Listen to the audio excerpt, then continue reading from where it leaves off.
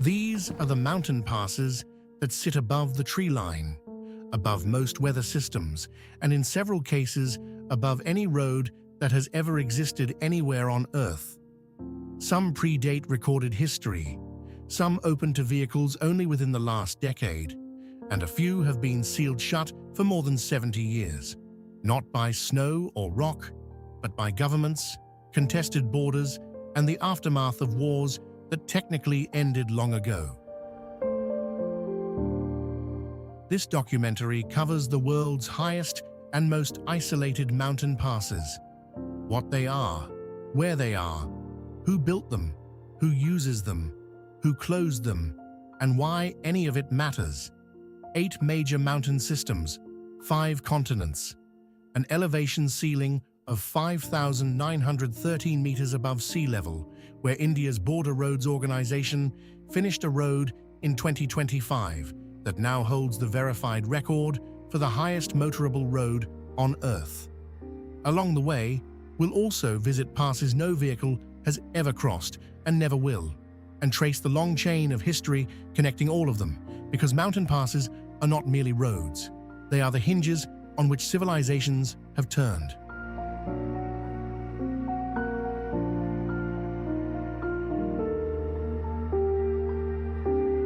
A mountain pass is a navigable route through a mountain range, a low point along a ridge where the terrain drops just enough to allow crossing.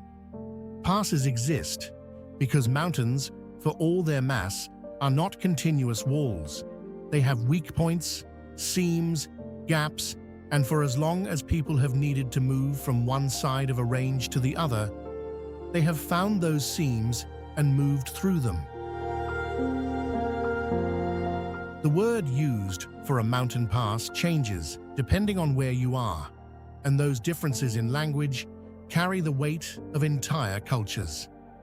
In the Himalayan and Karakoram ranges, the Tibetan and Ladakhi word is la, meaning pass, which is why you see it attached to every crossing in that part of the world.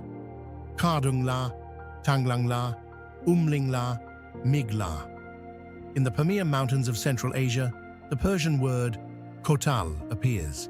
The Spanish word abra describes a high opening in the Andean chain. In the French Alps, the word is col, as in col de l'Iseran. Different languages, the same underlying need, a way through.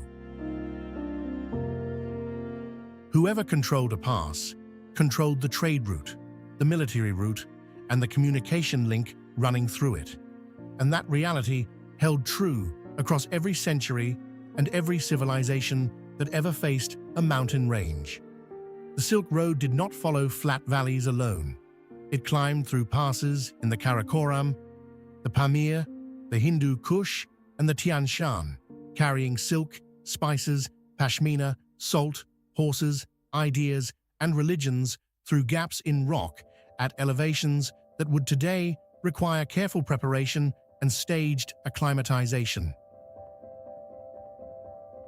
At 5,000 meters above sea level, atmospheric pressure drops to roughly half of what it is at sea level, which means the air carries half as much oxygen per breath. The human body begins struggling in earnest above 3,500 meters, and above 5,000 meters, even people who have spent weeks acclimatizing will notice that the brain runs slower and the muscles quit faster. That is the environment in which the roads covered in this documentary were built, and in which they are traveled every single day.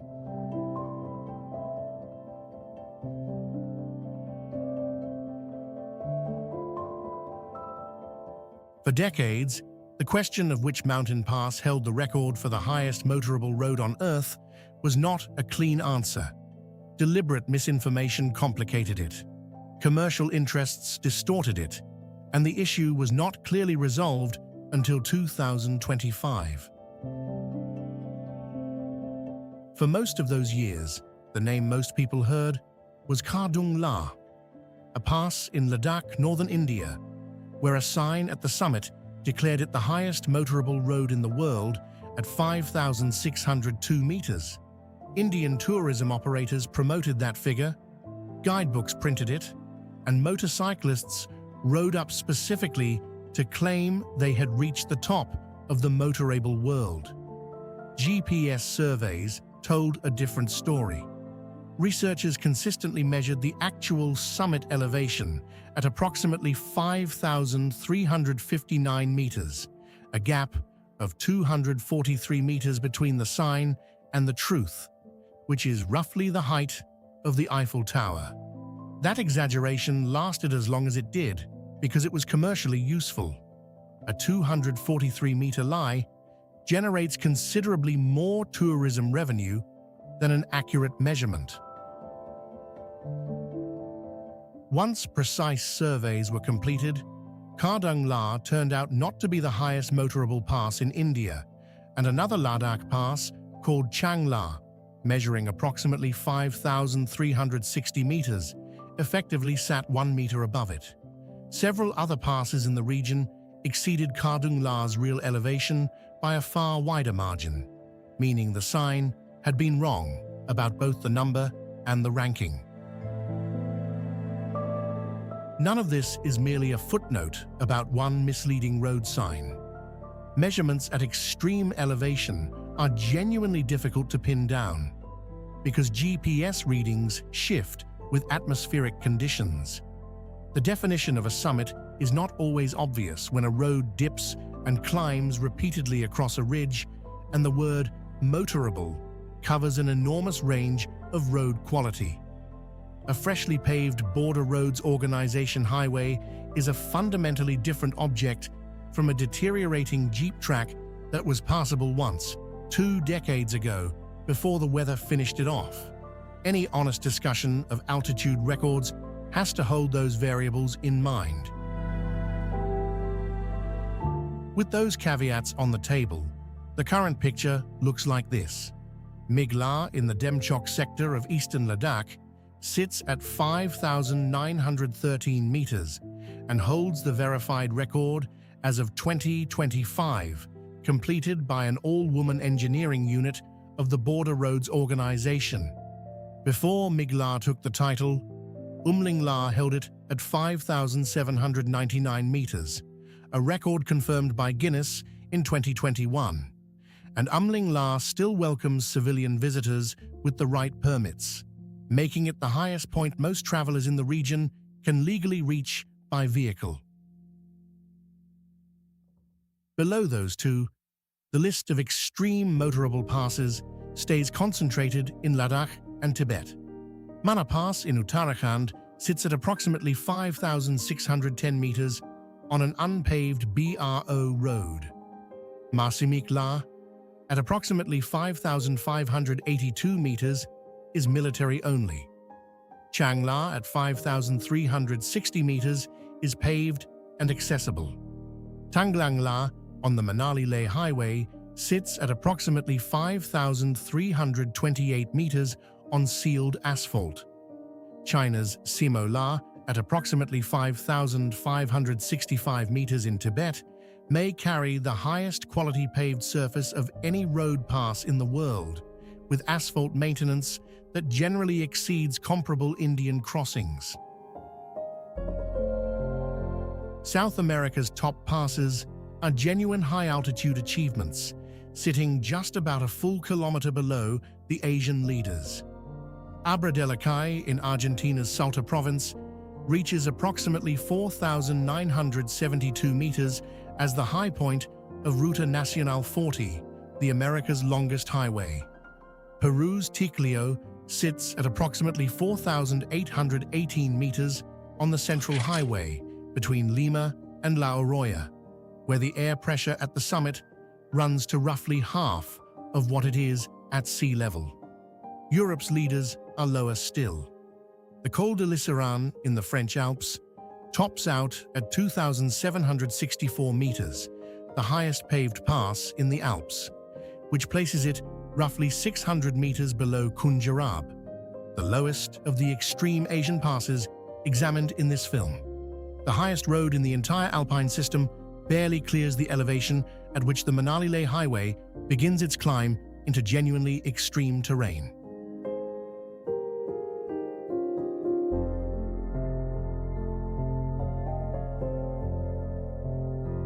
Three countries meet inside the Karakoram Range: India, Pakistan, and China. 4 of the world's 14 peaks above 8,000 meters rise from this range, including K2, the second highest mountain on Earth, and threading through that terrain are passes that directed the movement of human civilization for more than 1,000 years. The most historically weighted of these crossings is the Karakoram Pass itself, the feature that named the entire range. At approximately 5,540 meters, it ranks among the highest trekking passes anywhere in the world, and for centuries it carried the primary commercial route between the Indian subcontinent and Central Asia. Caravans of hundreds of yaks moved through it at a time, loaded with pashmina wool, salt, silk, and spices between the trading centers of Leh, in present-day India, and Yarkand, in present-day China. This was not a secondary Silk Road artery. It was one of the route's most important sections. The Karakoram Pass has been closed to all traffic since 1949, when the People's Republic of China took control of Xinjiang, and the high Karakoram border became one of the most sensitive frontiers in Asia. A corridor in continuous use for over a millennium simply stopped. The yak caravans stopped, the merchants stopped, the pass itself changed nothing. 2 governments made decisions, and what geography had permitted for 1,000 years ended. Civilians from neither side can reach it today. Connected to the Karakoram Pass by the same ancient merchant route is Sasa La, at approximately 5,411 meters, which early explorers described not as the highest, but as probably the most impressive and dangerous pass on the entire route. The approaches to Sasa La are heavily glaciated, the terrain notoriously unstable, and the mountain slopes near it were historically described as scattered with the bones of pack animals that never made it across. India's Border Roads Organization is currently working to push a road through the Sasa La corridor, which makes it among the most technically demanding active road-building projects on Earth. Khunjarab Pass, at 4,693 meters, is the only motorable crossing through the entire Karakoram range, a fact that deserves a moment of consideration, given how many passes at 5,000 meters and above exist within that range. Despite a dozen higher options, only Khunjarab can be crossed by a vehicle, and even at 4,693 meters, it demands real preparation from anyone arriving without acclimatization. The Karakoram Highway connecting Pakistan and China through Khunjarab is 810 miles long and has been called the 8th wonder of the world, a label that reflects both its scale and the cost of building it. Construction began in 1959. Approximately 800 Pakistani workers and 200 Chinese workers died during that construction, killed by dynamite blasts, the landslides those blasts triggered, and rocks that fell without warning from terrain that treated human presence as an intrusion. In January 2010, a massive landslide blocked the Hunza River, formed a new lake, and flooded a section of the highway entirely. The engineering response was 5 tunnels built at 2,500 meters above sea level at a cost of $275 million, routed around the water that had swallowed the road. The flooding is still there. The tunnels are still the solution. Landslides, falling rocks, floods, and avalanches remain consistent hazards on the Karakoram Highway today, which means the road that traces the world's most important ancient trade route has never fully shed the character of the terrain it was cut into.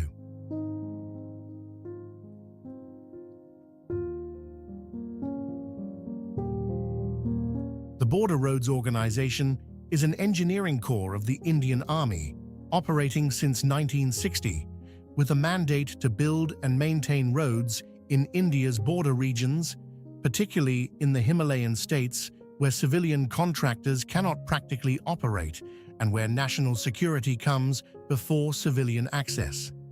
Understanding the BRO is the only way to understand why Ladakh holds so many of the world's highest motorable passes.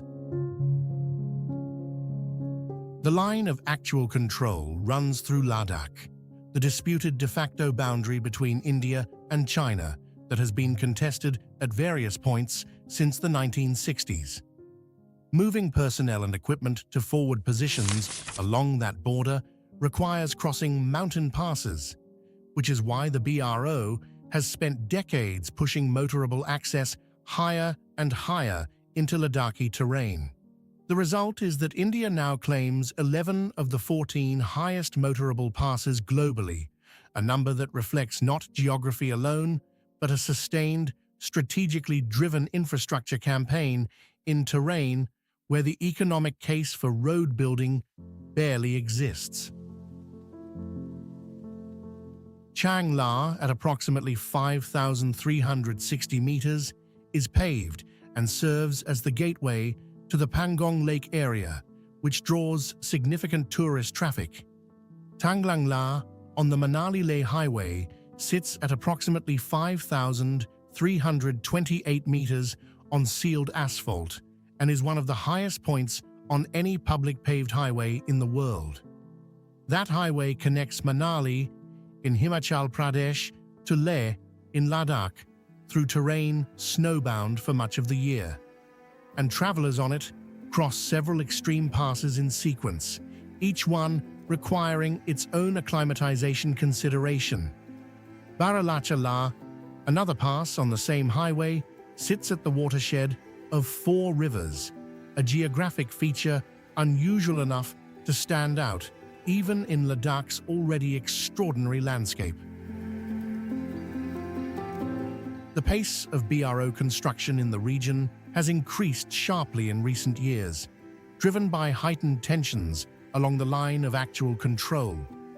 The Salang Tunnel, inaugurated in early 2024, now provides all-weather access to the Tawang area of Arunachal Pradesh by bypassing the Sela Pass entirely, which matters strategically because Tawang sits close to the Chinese border.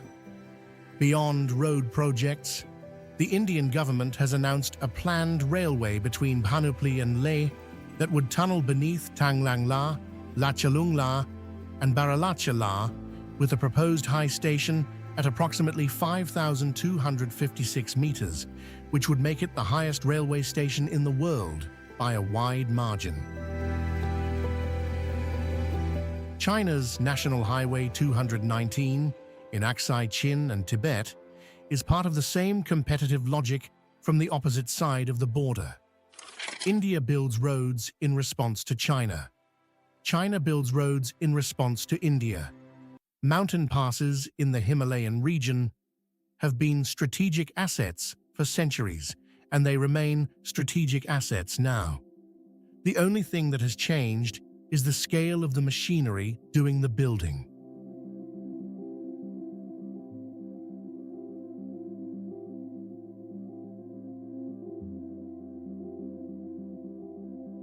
Not every mountain pass can be reached by vehicle, and some of the most historically loaded and geographically dramatic crossings in the Himalayan system are accessible only on foot, where their isolation is the defining feature.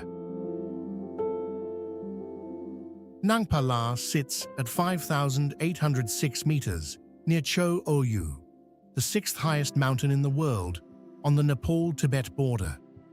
For centuries, it carried one of the most active trans-Himalayan trade routes anywhere in the range, with Tibetan and Sherpa communities crossing it in both directions on yaks loaded with goods between the Tibetan Plateau and the Khumbu Valley.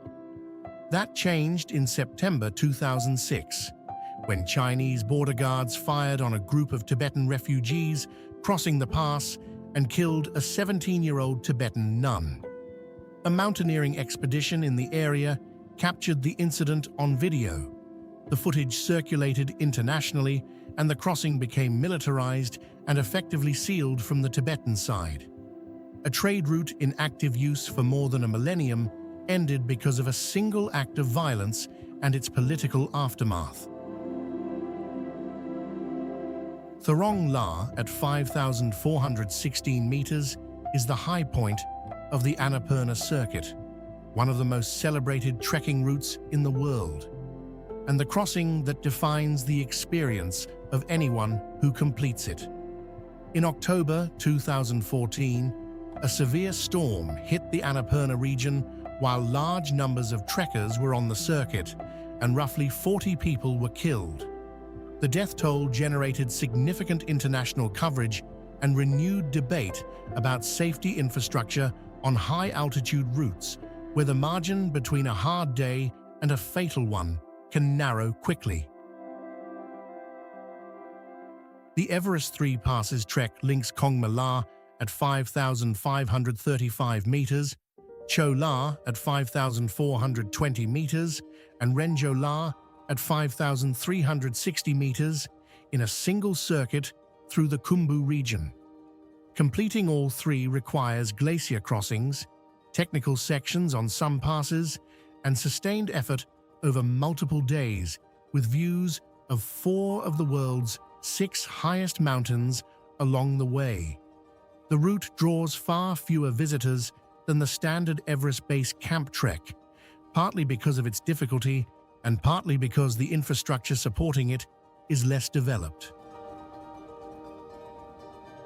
Lakya La, at 5,106 meters, crowns the Manaslu Circuit, a route around the 8th highest mountain in the world.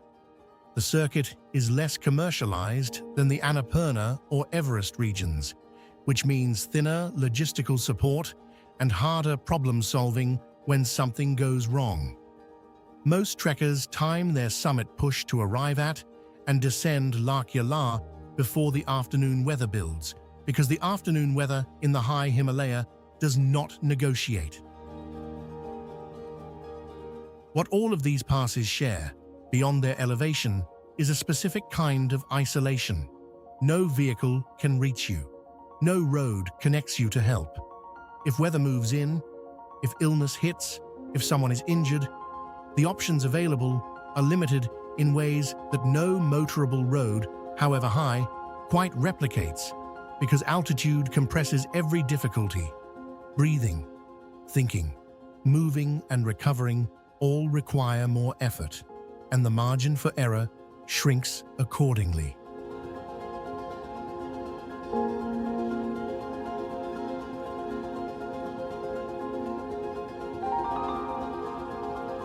Central Asia's mountain passes generally sit lower than the Himalayan and Karakoram leaders, but their historical weight and physical isolation place them in a category of their own.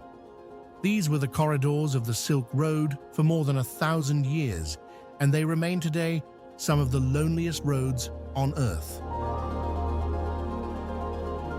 The Pamir Highway, designated M41 in the Central Asian Highway Network, is the second highest international highway in the world, built under Stalin in the 1930s to project Soviet infrastructure into the most remote territories of Central Asia. Most of it is unpaved gravel. Some stretches have no fuel, no medical services, and no communication infrastructure for distances that take hours to cover. The road was designed for one political system and inherited by another when the Soviet Union dissolved, but the mountains did not change, and neither did the isolation. At 4,655 meters, Akbaytal Pass is the highest point on the Pamir Highway and the highest road pass in the former Soviet Union. The surrounding terrain is treeless, wind-swept high plateau where winter temperatures drop to -25 degrees Celsius, and the landscape makes clear that the road exists here on sufferance, not by any accommodation of the mountain. Kizil Art Pass, at 4,280 meters, serves as the Tajikistan-Kyrgyzstan border crossing on the same route. Its name translates from Kyrgyz as Red Mountain Pass, a reference to the oxidized scree slopes around it. And like Akbaytal, it was built for strategic purposes rather than commercial ones, carrying the Soviet state's presence into terrain that was otherwise beyond its reach. During the 19th century, the Pamir region was the central arena of what historians call the Great Game, the strategic competition between the British and Russian empires for dominance across Central Asia. Agents of both empires crossed these passes, mapped them, reported on their military value, and moved through them as intelligence assets rather than travelers. The passes were not just routes in that period, they were pieces on a board, and the game played on them shaped the political borders of Central Asia that still exist today. Afghanistan's most strategically loaded pass sits at 3,878 meters in the Hindu Kush. The Salang Pass carries the only viable road link between northern and southern Afghanistan, which means controlling it has historically meant controlling the country's internal circulation, and that reality has made Salang a battlefield. The Soviet Union built the Salang Tunnel in 1964, a 2.67-kilometer passage through the mountain that gave Soviet forces a logistical edge during the war in Afghanistan. In 1982, a collision or explosion inside the tunnel created a carbon monoxide disaster. Vehicles were trapped with no ventilation, and the number of deaths recorded in historical accounts ranges from hundreds to as many as 2,700. No precise toll has ever been established. The tunnel today carries up to 16,000 vehicles per day with no functioning lights, inadequate ventilation, and a deteriorating structure that has been classified as critically in need of rehabilitation. It remains in operation because not using it would cut the country in two. The Wakja Pass, at 4,923 meters, sits at the eastern tip of the Wakhan Corridor, the narrow finger of Afghan territory that was drawn to keep British India and Tsarist Russia from sharing a border. The Wakja is the only potential crossing between Afghanistan and China, and yet no road runs through it. No official border crossing has ever been established, and both sides maintain only military access. The Chinese Buddhist pilgrim Xuanzang reportedly crossed this pass around 649 AD on his return from India, and Marco Polo traveled through the same corridor centuries later. Despite that long history of use, the Wakja today is one of the most completely sealed international frontiers in the world. Torughat Pass, at 3,752 meters in the Tian Shan Range, has served as a crossing between Kyrgyzstan and China for more than a millennium.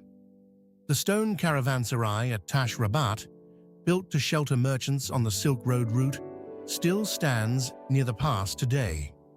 Construction of a China-Kyrgyzstan-Uzbekistan railway through the Torughat corridor began in December 2024, which means the ancient trade corridor is about to carry commerce again, not on the backs of animals, but on steel rails.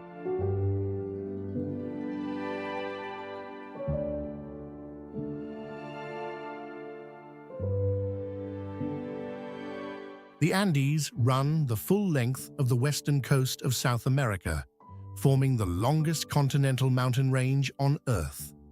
Their peaks are roughly 1,500 meters shorter than Everest, but they have shaped the history of the western coast of an entire continent and produced their own tradition of mountain crossing that stretches back well before European contact.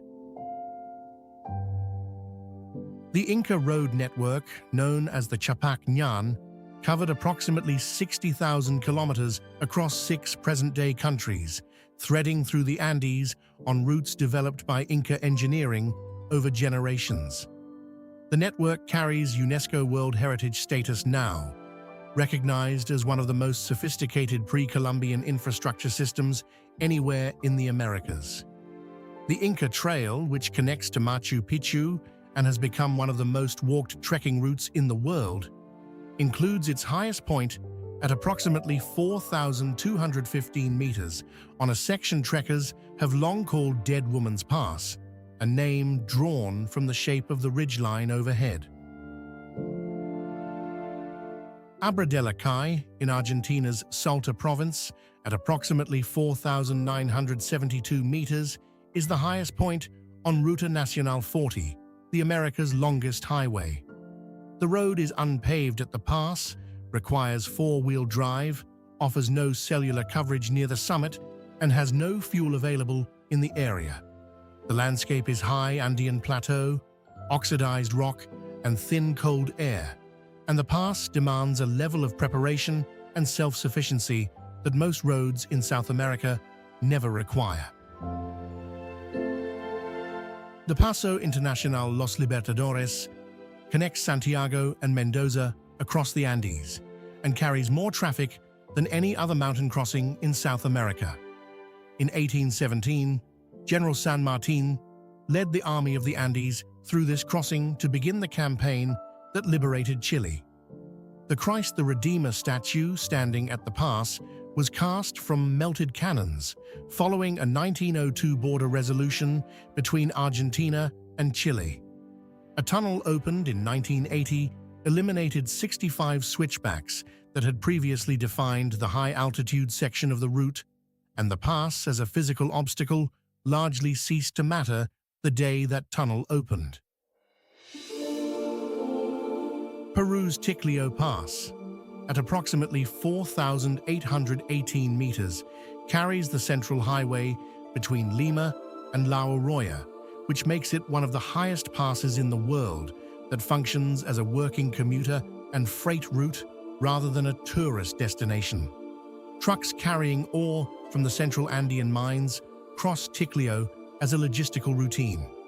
Altitude sickness at that elevation is an industrial concern, not an adventure tourism talking point. Bolivia's North Yungas Road, known internationally as the Death Road, reaches 4,650 meters at the Cumbre Pass before dropping to 1,200 meters as it winds into the Amazon. For much of its length, the road is no wider than 3 meters, has no guardrails, and runs on clay and dirt rather than paved surface. Until 1994, approximately 300 people died on it every year. Sections have since been rerouted to a safer alignment, but the original route continues to draw cyclists who come specifically to descend it.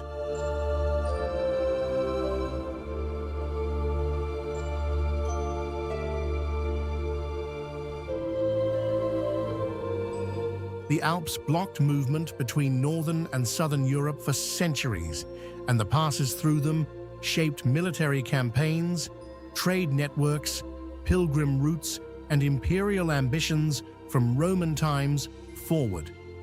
The Roman Empire built roads through alpine passes. Medieval pilgrims used them to reach Rome. Napoleon crossed them with his army. The passes were not scenic backdrops to European history.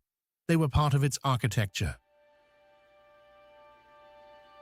The Col de l'Iseran in the Savoie region of France, at 2,764 meters, is the highest paved pass road in the Alps, completed in 1937 after more than 3 decades of construction. It appears regularly in the Tour de France and draws visitors who want the highest road experience the Alps can offer. At 2,764 meters, by the standards applied throughout this documentary, the Col de l'Iseran sits at what would be considered intermediate altitude in Ladakh, roughly 600 meters below Khundjarab Pass, the lowest extreme crossing examined in this film. The Stelvio Pass in northern Italy, at 2,757 meters, went up in the 1820s under the Austrian Empire and became famous for 75 sharp turns compressed into 47 kilometers of road. Built for military use and later converted to commerce, the Stelvio formed part of the First World War front line between Italian and Austro-Hungarian forces, and the tunnels and fortifications from that period are still visible in the surrounding terrain. The Grossglockner High Alpine Road in Austria, built between 1930 and 1935, put more than 3,200 workers to work during the Great Depression as a deliberate employment program, and now draws approximately 900,000 visitors every year. The Alpine passes were built for commerce and tourism. The Ladakh and Karakoram passes were built for military access that civilians are secondarily permitted to use. That difference in purpose shapes how the roads are designed, how they are maintained, and who gets to be on them, and it runs through every comparison between the two systems.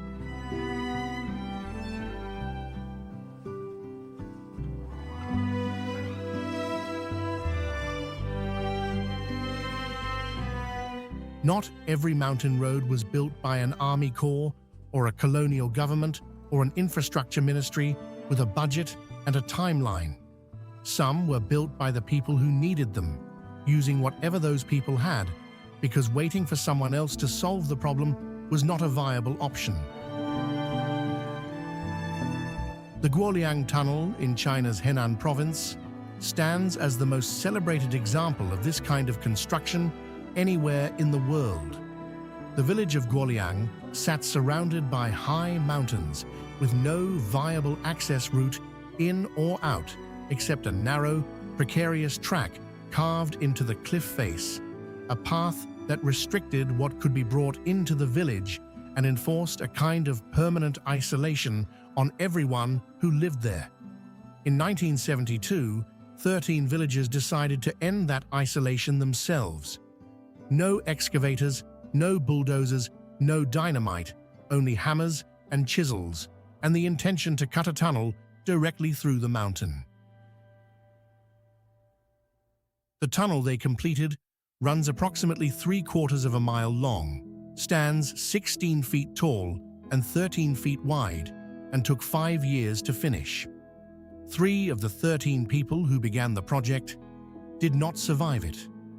At the most grueling stages, the group carved about 3 feet of progress per day. The tunnel changed the village fundamentally, giving residents access they had never had, and in the decades since its completion, it has become a tourist destination in its own right, drawing visitors who come specifically because 13 people with hand tools built something that should not have been possible. The road inside has no barriers and no adequate lighting, and the locals describe it as the road that does not tolerate mistakes. The Fairy Meadows Road in Pakistan's Diama district is a roughly 10-mile gravel track leading from the Karakoram Highway toward the base of Nanga Parbat, built and barely maintained by the communities that live along it. It cannot accommodate anything larger than a jeep, and it eventually narrows to a point where the vehicle must be left behind and the rest of the journey completed on foot. No government engineering corps built it. The people who needed it built it with what they had.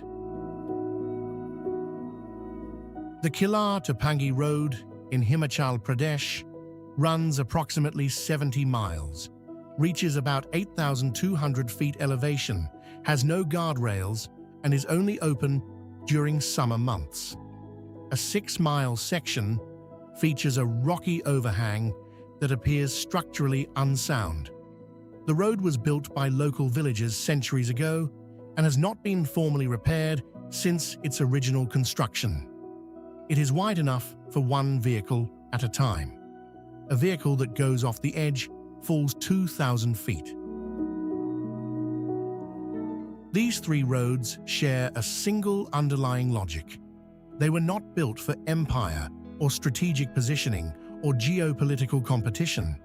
They were built because people on one side of a mountain needed to reach people and resources on the other side. The passes existed, the need existed, and so the roads were built with whatever was available, which was not much.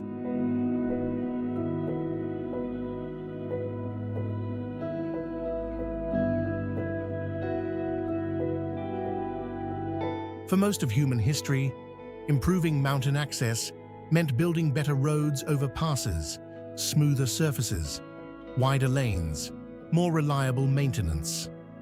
Over the last century, and accelerating sharply in the last 2 decades, the logic shifted. Going through the mountain has replaced going over it as the preferred engineering solution, and the consequences of that shift are still playing out. The Salang Tunnel in Ladakh opened in 2020 beneath the Khardung Pass, one of the key crossings on the Manali-Leh highway, and gave year-round road access to the Lahaul and Spiti valleys for the first time. Before the tunnel opened, those valleys were cut off from the rest of India every winter. The tunnel did not improve the connection, it created a new one. The Salang Tunnel, inaugurated in early 2024 in Arunachal Pradesh, bypasses the Salang Pass and provides all-weather access to Tawang, an area of strategic significance because of its position near the Chinese border. The Cristo Redentor Tunnel in the Andes, opened in 1980, eliminated 65 switchbacks on the Argentina-Chile crossing. Each of these projects followed the same logic. The pass was the bottleneck, the tunnel removed the bottleneck, and the pass above became a geographic feature rather than a functional one. When a tunnel bypasses a pass, the mountain does not change. The choke point that governed access to an entire region for centuries gets neutralized by a construction project lasting a few years. The Indian government's planned railway between Panupli and Leh will tunnel beneath Tanglangla, Lachalungla, and Baralachala. Once those tunnels exist, the passes above them will have ceased to be strategic assets. Argentina and Chile are evaluating a tunnel under Agua Negra Pass. Georgia is building a tunnel through the Caucasus to bypass the Javari Pass on the Georgian military highway. In every mountain range where the infrastructure investment is available, tunnels are replacing passes as the answer to the problem of mountains. The mountain pass as a controlling feature, as the point that determines who moves and when and at what cost, is being systematically removed from the equation. Not everywhere at once, and not without the investment of enormous resources, but the direction is not in doubt.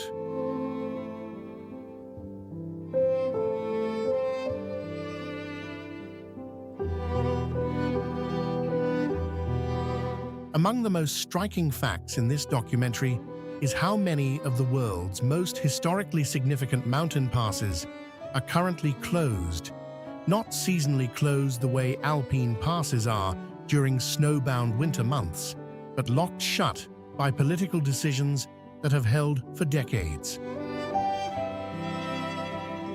The Karakoram Pass closed in 1949 and has not opened since. The ancient commercial route between Leh and Yarkand, in continuous use for more than 1,000 years, stopped when the People's Republic of China took control of Xinjiang. Every shift in the India-China relationship since then has left the pass sealed.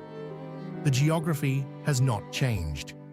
The closure is a purely human construction, and it has now lasted longer than most nation-states that have existed in the 20th century. Nangpa La sealed after 2006. The Wakjir Pass on the Afghanistan-China border has never had an official crossing point. Masimik La, at 5,582 meters, is restricted to military personnel. Sasir La, at 5,411 meters, is similarly controlled on the Indian side. The pattern across the highest Karakoram and Himalayan passes is consistent: military authority, default restriction, and the assumption that access is a privilege requiring justification rather than a right. This pattern reflects the particular status of the Himalayan region, where the line of actual control between India and China is not an agreed international boundary, but a contested de facto line that has been tested at various points since the 1960s. A high mountain pass in that context is not a scenic feature. It is a potential avenue for military movement, an intelligence position, a point that must be controlled by one side or the other. The Salang Pass in Afghanistan has been controlled by whoever held northern Afghanistan at any given moment in the last 50 years, meaning it has functioned as a military and political asset through multiple wars, and the logistics of those wars have run through it. The pass has not merely been a road for most of the last half-century, it has been a front line. The strategic logic behind the BRO's road-building program in Ladakh follows directly from this reality. Roads to Migla and Umlingla do not serve meaningful civilian populations. The economics of building roads at 5,800 meters above sea level do not work without a purpose larger than commerce. The passes are strategic assets, and strategic assets require access roads, and so the roads are built regardless of what the altitude does to the workers building them and the vehicles attempting to use them.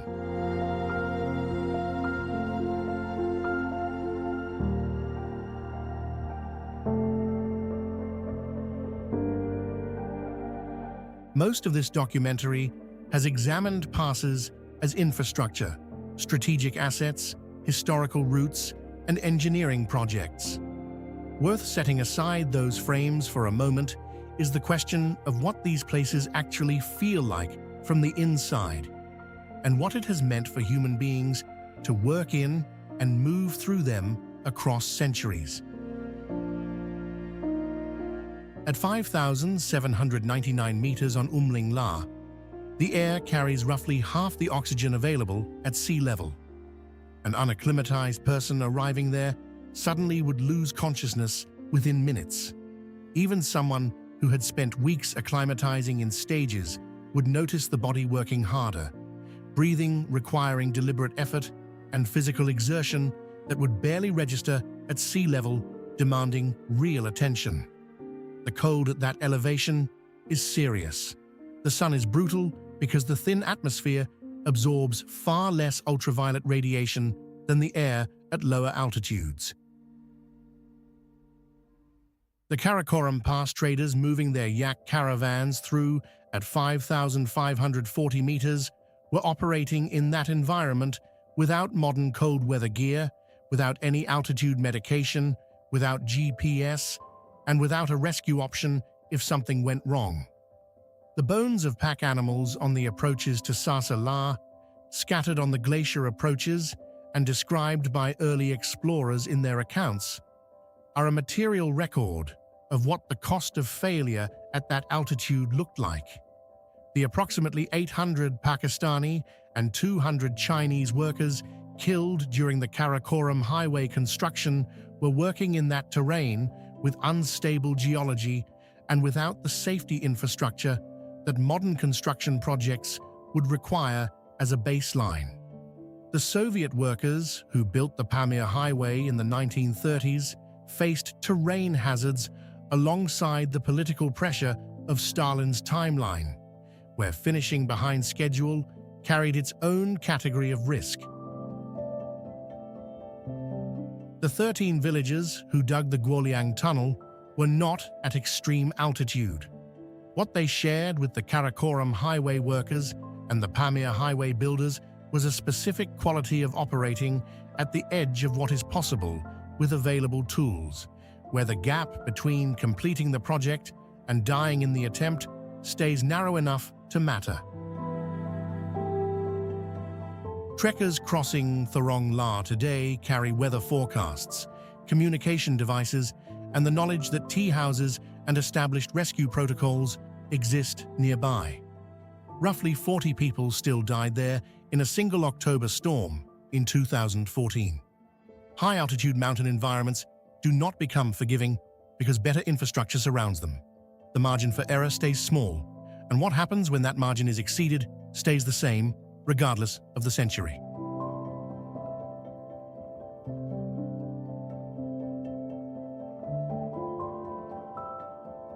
Eight mountain systems covered, 5 continents, passes ranging from 2,757 meters in the Italian Alps to 5,913 meters in eastern Ladakh. Before the conclusion, it is worth setting all of them in the same frame to see what the complete map looks like.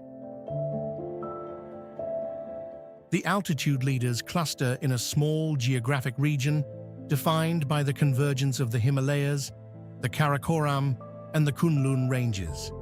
Migla at 5,913 meters, Umlingla at 5,799 meters, Masamikla at 5,582 meters, Simola at 5,565 meters, the Karakoram Pass at 5,540 meters. All of them sit within a zone where 3 of Earth's greatest mountain systems press against each other and generate terrain that simply does not exist anywhere else at this scale.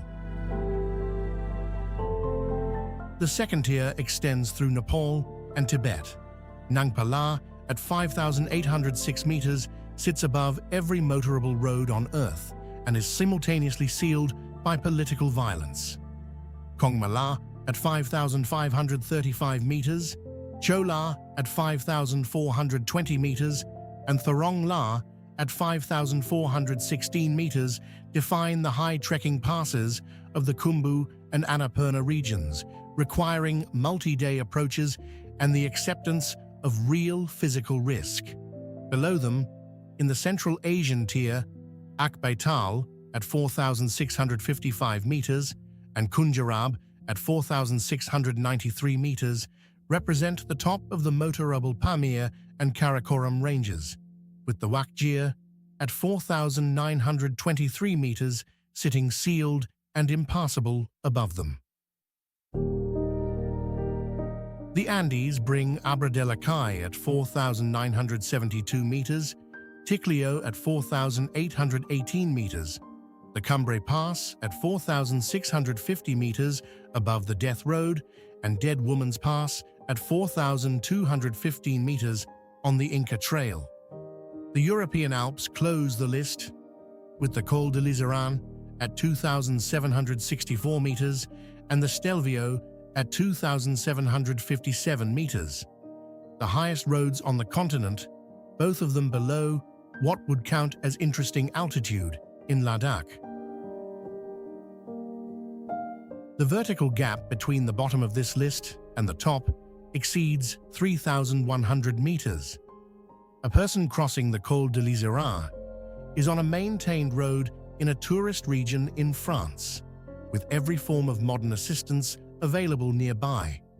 A person crossing Migla is at the highest point of any road on Earth, inside a military-controlled zone in one of the most geopolitically loaded regions in the world, at an altitude where arriving without proper preparation is a medical emergency. These are both mountain passes. The category is the same. The reality of being in those places is not. Near the Torugat Pass in Kyrgyzstan, the stone caravanserai at Tashrabat has stood for centuries, built to shelter merchants crossing between China and Central Asia on the Silk Road.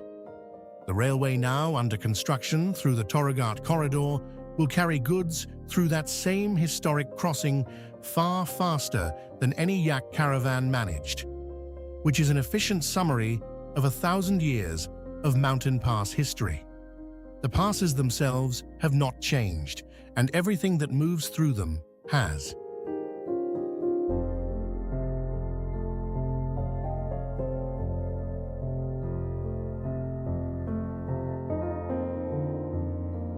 Migla's completion in 2025 was not a conclusion. It was a data point on a line that has been moving in one direction for years and shows no sign of turning. India's Border Roads Organization has framed its Ladakh program as an ongoing strategic commitment, not a finished project. The line of actual control runs through terrain that both India and China have been actively developing infrastructure to access, each in direct response to the other. China's National Highway 219 in Aksai Chin and Tibet represents the same logic from the Chinese side of the border. Both governments are building roads at altitudes that would have been considered beyond reach a generation ago. When India earned the Guinness World Record with Umling La at 5,799 meters, construction was already underway on Migla, which superseded it at 5,913 meters. Reports of further projects in eastern Ladakh emerged after Migla was completed, pointing toward altitudes that might push the number higher again. The altitude record functions as strategic communication in this context. Each new road at extreme elevation extends military logistics reach in a region where the border is not a settled line on a map. The planned Bhanupali-to-Leh railway, with tunnels beneath Tanglangla, Lachalungla, and Baralachala, and a high station at approximately 5,256 meters, represents the same competitive logic applied at the next scale. Roads at 5,913 meters extend reach. A railway through tunnels beneath those passes transforms the supply capacity of the entire region in a way no road can match. Construction of the China-Kyrgyzstan-Uzbekistan Railway through the Torughat Corridor began in July 2025, creating the first rail link between Central Asia and China through a crossing that merchants have been using for more than 1,000 years. In the Andes, discussions about a tunnel under Agua Negra Pass continue between Argentina and Chile. Georgia is building a tunnel to bypass the Javari Pass in the Caucasus. The pattern is consistent across every range where the investment is available. The modern answer to a mountain pass is to go through it, and the resources being committed to that answer are larger than at any previous point in history.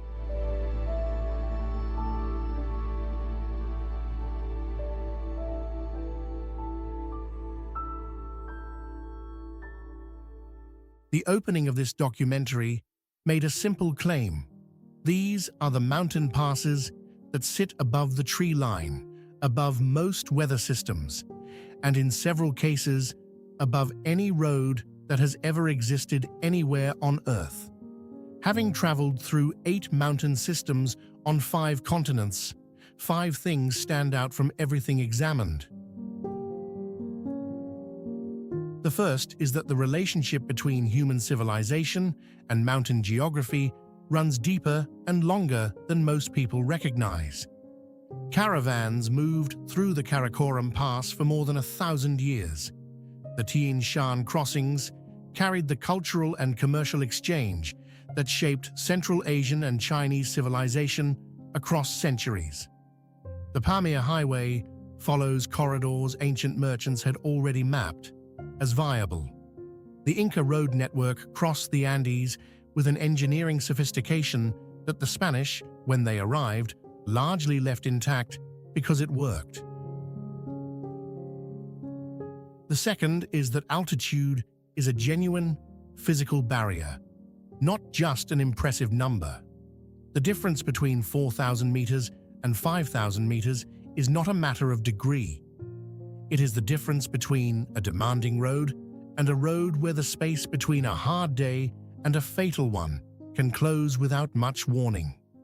Every person who built, maintained, or traveled these passes throughout history was doing so in an environment where error, weather, and bad fortune carried consequences that did not scale with the elevation. The third is that mountain passes remain strategic assets. The form of the contest has changed. The ancient competition for physical control of the Karakoram Pass has been replaced by a competition over road-building records and railway construction timelines. The great game of the 19th century, Pamirs, has given way to infrastructure competition between modern states that use engineering achievement as a form of strategic messaging. The passes are still being contested. The weapons are different. The fourth is that the drive to build through mountains, when the need is strong enough, has never required an army or an advanced technology budget. 13 people in Henan province built a tunnel with hammers and chisels that still carries traffic today. The communities along the Kilar to Pangi road have kept their passage through the mountain open for centuries using local resources. The Fairy Meadows Road exists because the people who needed it refused to wait for anyone else to build it. The fifth is about what these places are underneath everything else.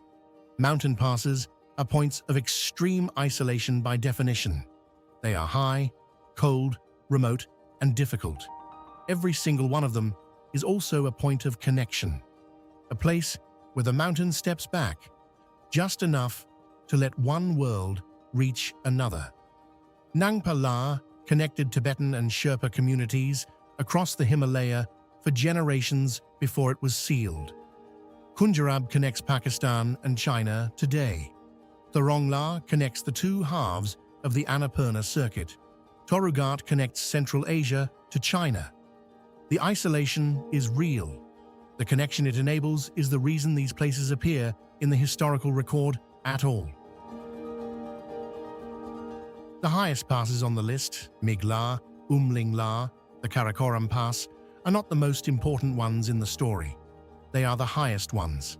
The most consequential may be the Salang Tunnel, carrying up to 16,000 vehicles daily through the only viable north-south route in a country that has known war for most of the last 50 years. Or Khunjarab, the sole motorable crossing through the entire Karakoram range. Or the Gwoliang Tunnel, which exists because 13 people with hand tools decided their village was not going to stay cut off from the world. The world's highest and most isolated mountain passes are not records waiting to be broken or destinations waiting to be photographed. They are working solutions to a permanent problem. The mountains are there, and people have always needed to get through them. That problem is as old as the human dispersal across Earth. The passes are as old as the mountains, and the roads, the tunnels, and the railways being built through and beneath them today show no sign of stopping. Thanks for watching. See you next time on AJC Visuals.